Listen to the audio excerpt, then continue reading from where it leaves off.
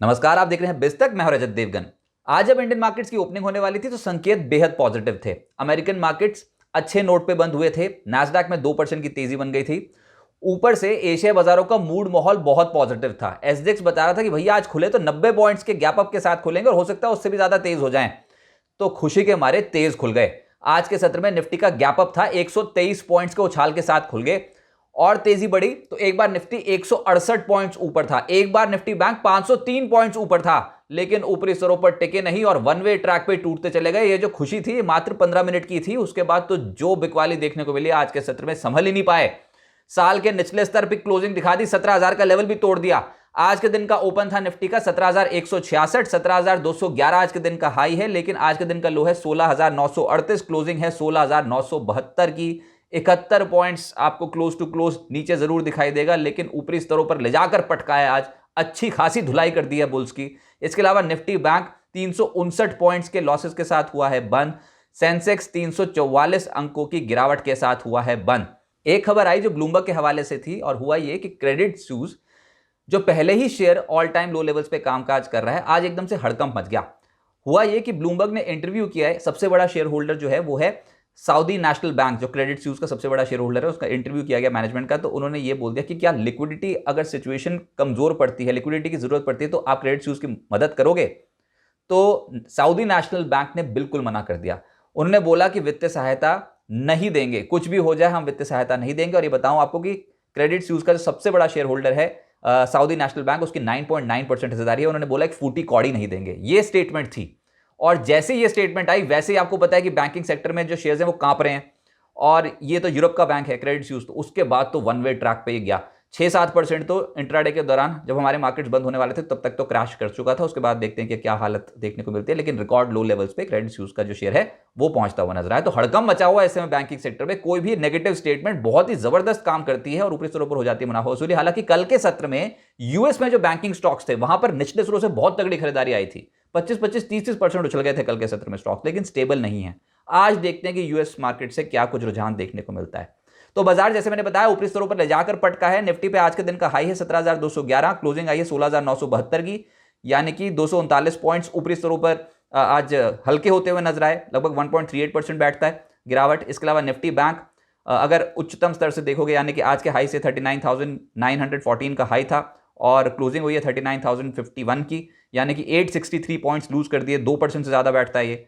और सेंसेक्स में ऊपरी स्तरों पे आज के सत्र में 918 पॉइंट साफ हो गए। तो कमजोरी है साफ तौर पे। कोई भी लेवल अगर उछाल में आता है तो उसको यूज किया जा रहा है बेचने के लिए, पोजीशंस हल्की करने के लिए। तो ये स्टेबल मार्केट है नहीं। एडवांस डिक्लाइंस निफ्टी के 21 शेयर्स हरे निशान में, 28 शेयर्स लाल निशान में और एक शेयर बिना बदलाव के बंद हुआ है।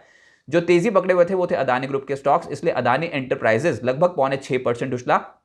इसके अलावा अदानी पोर्ट्स 4% ज्यादा उछला है। एशियन पेंट सुबह से ही एक्टिव था और 3% ज्यादा की छलांग लगाए हुए था। इसके अलावा टाटा स्टील 2% चढ़ा है और टाइटन का शेयर भी लगभग 2% चढ़ता हुआ नजर आया। लेकिन जो गिरावट थी उसमें भारतीय एयरटेल लीड कर रहा था, निफ्टी का टॉप लूजर है, लगभग 2% का डेंट पड़ा। इंडसइंड बैंक 2% के आसपास टूटा। रिलायंस ने फिर से दबाव बना दिया बाजार पे। रिलायंस नहीं स्टेबल हो पा रहा है, ये स्टॉक लगातार टूट रहा है, लेकिन जिस जोन पे है वहां पर 100-150 पॉइंट और नीचे बहुत ही अच्छा सपोर्ट आ रहा है। तो रिलायंस में 1.5% के आसपास की गिरावट आई है आज। HUL, SBI जैसे स्टॉक्स भी 1.5% हल्के होते हुए नजर आए। इसके अलावा एफएनओ गेनर्स में अदानी ही पाएंगे आप। Adani enterprises top gainer Nifty का और एफएनओ में भी पकड़ मजबूत थी। जीएमआर एयरपोर्ट्स 5% चढ़ा है। IEX 4% चढ़ा है। अदानी पोर्ट्स और अंबुजा सीमेंट में भी आज एक्शन स्ट्रांग था।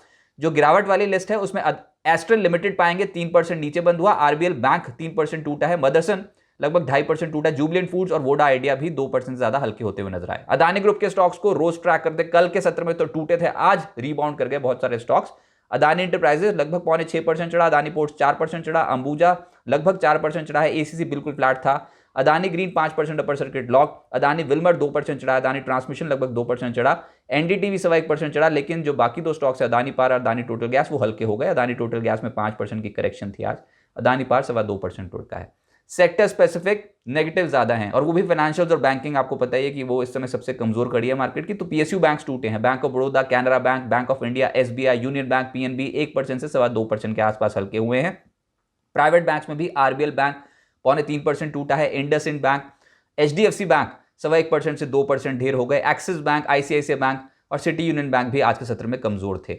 एफएमसीजी कहते हैं डिफेंसिव बाइंग हो जाती है मार्केट में, लेकिन हो नहीं पा रही है, कोई भी सेक्टर सामने नहीं आ रहा है। तो एफएमसीजी में भी एचयूएल सबसे ज्यादा टूटा है 1.5%। इसके अलावा Procter and Gamble, hygiene and health care लगभग 1.5% टूटा है। नेस्ले का स्टॉक 1% टूटा है। ब्रिटानिया, गोदरेज कंज्यूमर और डाबर भी हल्के हो गए। मीडिया की हालत बहुत टाइट थी। टीवी 18 ब्रॉडकास्ट, नेटवर्क 18 4.5% टूटे हैं। नवनीत एजुकेशन, जी और सन टीवी जैसे स्टॉक्स भी आज के सत्र में हल्के होते हुए नजर आए। रियल्टी में कहीं खुशी कहीं गम था, लेकिन गिरावट जो थी उसमें था फिनिक्स लिमिटेड 4.5% नीचे, India bulls real estate, Godrej properties, DLF, Oberoi realty जैसे स्टॉक्स भी आज कमजोर थे। लोधा और ब्रिगेड पॉजिटिव थे। लोधा और ब्रिगेड में खरीदारी देखने को मिली थी, लेकिन रेस्ट ऑफ द स्टॉक्स बहुत कमजोर थे।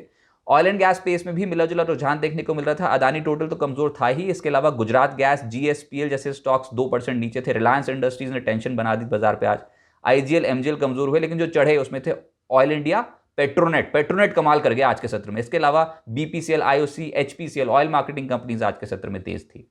मेटल्स में आज खरीदारी थी, जिसमें जेएसएल लगभग 2.25% चढ़ा है, टाटा स्टील 2% चढ़ा है, जेएसपीएल, नाल्को और जेएसडब्ल्यू स्टील जैसे स्टॉक्स भी आज के सत्र में तेज थे। और फार्मा, हेल्थ केयर, ये कुछ ऐसे स्टॉक्स थे जहां पर तेजी थी, जिसमें ग्लेनमार्क 3% चढ़ा है, ग्लैंड फार्मा लगभग 2.25%, और बिंदो, टोरेंट फार्मा 1.5% चढ़े हैं। बायोकॉन और डॉक्टर रेड्डीज में भी हरियाली देखने को मिली। मिड कैप में एक स्टॉक था केपीआईटी टेक, होंडा के साथ करार कर लिया केपीआईटी टेक ने, जैसी खबर आई वैसी रॉकेट हुआ, 9% की तेजी आज। इसके अलावा जीआर इंफ्रा 7% चढ़ा है, चेन्नई पेट्रो 7% चढ़ा है, वेरॉक लगभग 6.25% चढ़ा है, आरके फोर्जिंग्स, फिनोलेक्स केबल 4.5% से 6% चढ़ते हुए नजर आए। और मिड कैप में जो लूजर थे उसमें देखता स्वान एनर्जी, जो एकदम से इंट्राडे में ढेर हो गया 12.5%, स्पार्क 5.5% टूटा है, पॉली मेडिक्योर पिछले कुछ दिनों में उछल कूद मचा रहा था, आज प्रॉफिट बुकिंग थी 5% टूटा, ओलेक्ट्रा, महिंद्रा सीआई और त्रिवेणी इंजीनियरिंग भी आज के सत्र में हल्के हो गए। अब आगे क्या होगा? देखिए, बुल्स की कमर तो टूटी है, हिम्मत ही टूट गई आज के सत्र में 17,000 के लेवल को जैसे निकाला तो, और यही डर था बाजार का कि 17,000 के लेवल को होल्ड नहीं कर पाएंगे, नहीं हुआ, बाजार से टूट गए। बाजार का ट्रेंड नेगेटिव है अब कंप्लीटली। आज एशिया बाजारों का मूड माहौल ठीक था, ग्लोबल सेटअप पॉजिटिव था, और हमारे बाजार पिट गए, तो ये एक और टेंशन की बात। हम रिलेटिवली वैसे भी अंडर परफॉर्म कर रहे हैं, किसी भी उछाल में नेगेटिव ट्रेड्स हो रहे हैं, ट्रेडर्स लगातार पोजीशंस कम करते चले जा रहे हैं, एफआईएस की बिकवाली है, नेट बिकवाली की फिगर है, 5 दिन से मार्केट वन वे ट्रैक पे टूट रहा है। आज 17,000 के लेवल के नीचे की क्लोजिंग ठीक नहीं है। अमेरिका में जो भी न्यूज फ्लो डेवलप होगा, खासतौर से बैंकिंग सेक्टर पे, वो एक बड़ा असर डालेगा अमेरिकी बाजारों पे भी और इंडियन मार्केट्स पे भी। और आज जैसे भी जो क्रेडिट इश्यूज की जो खबर आई, उसने भी आज सेंटीमेंट डैमेज कर दिया, जो इस वीडियो की शुरुआत में आपको बता दिया गया। इसके अलावा बैंकिंग और फाइनेंशियल्स इस समय सबसे कमजोर कड़ी है मार्केट की, और सबसे ज्यादा पिटाई बैंक निफ्टी पे ही हो रही है। कंपोनेंट्स भी उसके कमजोर होते चले जा रहे हैं। बैंक और बैंकों के अलावा अगर कोई लीडर दिखता तब तो बोलते, भी लीडर ही नहीं दिख रहा। रिलायंस से सपोर्ट नहीं आ रहा, या फिर आईटी सेक्टर सपोर्ट करते उससे नहीं हो रहा, एफएमसीजी में कोई सपोर्ट करने को नहीं आ रहा। तो फिर अगर लीडरशिप नहीं आएगी तो बाजार में तेजी कैसे आएगी? और ब्रॉडर मार्केट्स पे भी पोजीशंस हल्की हैं। ट्रेडर्स कोई बहुत बड़े मूड में नहीं है कि एकदम से खरीदारी कर रहे हैं लपक के, कह रहे सस्ता खरीदेंगे, कोशिश करेंगे सस्ते सस्ता मिल जाए, चाहे मिड कैप्स के स्टॉक्स ही क्यों ना हो, लेकिन सस्ते मिले तभी ठीक। अब अगर 17,080 17,100 के लेवल को ही क्रॉस नहीं किया हायर लेवल पे, तो दिक्कत बढ़ेगी। 17,080 17,100 के लेवल के ऊपर आ जाएं तो ठीक, नहीं हुए तो ऑप्शन राइटिंग, कॉल राइटिंग बड़ी तगड़ी तरीके से देखने को मिलेगी। हाँ, लेकिन अगर ये लेवल कॉन्कर कर लेते हैं तो बात बन जाएगी। नहीं किया तो फिर मेजर सपोर्ट जो बाजार का है वो है 16,700 से 16,800। बार बार ये लेवल प्रोटेक्ट हुआ है। अगर ये 16,700 16,800 निकल गया तो हड़कंप मच जाएगा, और अगर ये बच गया लेवल तो यहीं से आएगा रीबाउंड। लेकिन ये लेवल एक बार टेस्ट होने जरूरी है, और देखते हैं यहां पर क्या बुल्स अटेम्प्ट करते हैं कि नहीं। अभी तो कमजोरी इंडियन मार्केट्स पे और नेगेटिव ट्रेडिंग ज्यादा हो रही है।